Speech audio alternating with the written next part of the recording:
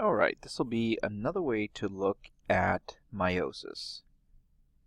As you can see here, we're going to start off with 1, 2, 3, 4 chromatids. We'll just say 2 are from the dad and 2 are from the mom. Now this happens in humans and plants and dogs and cats. We have a total of 46 of these in 23 pairs. So there are 4 chromatids here in 2 pairs. So 1 pair here, 1 pair here, and we'll just say they're paired up by size. As always, the first step is going to be duplicating those chromatids. So the chromatids will duplicate and become chromosomes. So here you now have 1, 2, 3, 4, 5, 6, 7, 8 chromatids total. So these 2 chromatids, again, make the chromosome, and these are called homologous chromosomes because they're the same size chromosomes. So we went from interphase over to prophase 1, and now we have a copy of the chromatid, and we call these things homologous pairs. And after prophase 1, they're going to go into metaphase 1. And this is a problem for some of you. You guys were lining them up in a straight line. Remember, in metaphase 1, the homologous pairs line up across from each other.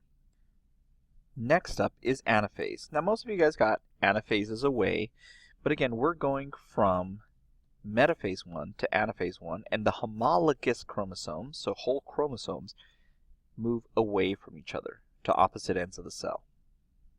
So now we have prophase 2. It's created and it's gone through cytokinesis and telophase 1, and now you have 2 separate cells, each with 2 chromosomes. And you'll notice there's one big one here, one small one big one small one. Next up, they're going to line up in metaphase 2. Basically, prophase 2, they're just kind of chilling there and not really doing a whole lot. Now we get to metaphase 2. Metaphase 2, they're going to line up in a straight line. So you need to understand, they line up in a straight line in separate cells. So when we were doing the testing, some of you guys were lining all of them up in a straight line and then separate. This happens in one cell, this happens in another.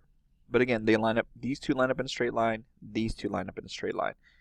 Don't think like all 4 of them, okay? Just think these 2 line up in a straight line, these 2 straight line.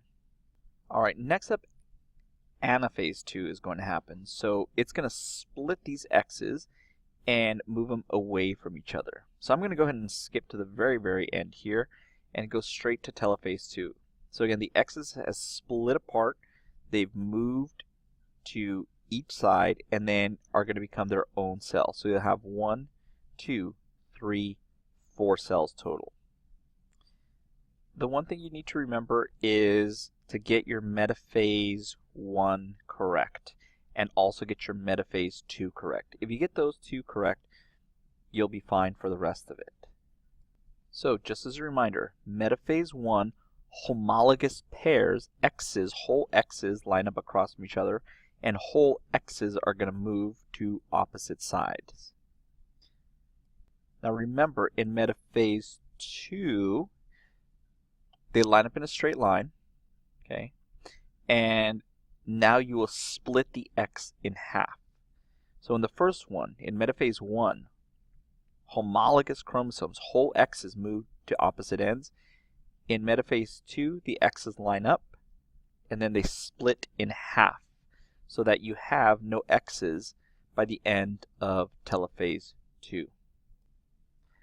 Now this is the same thing, but maybe you need to see it a little differently. So this is one more way to take a look at it. This is prophase 1, so the chromatids have duplicated. In this situation, you started off with 6 chromatids, and now you have 6 chromosomes.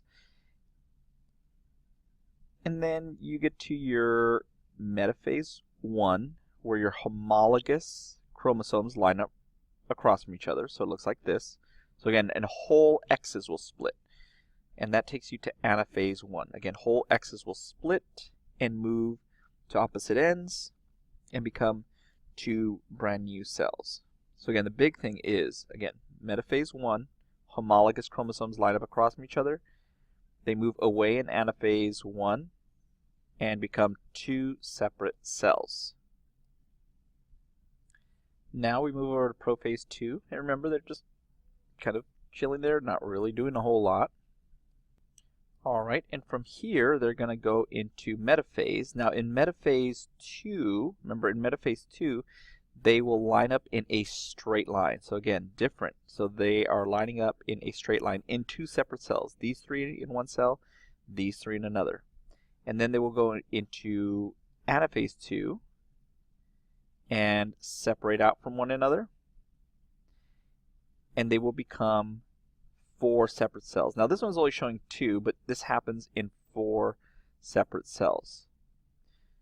So that's how you go from having 6 chromatids. Remember, you originally started out with 6 chromatids, and now we only have 3 chromatids. Half the number for a haploid cell.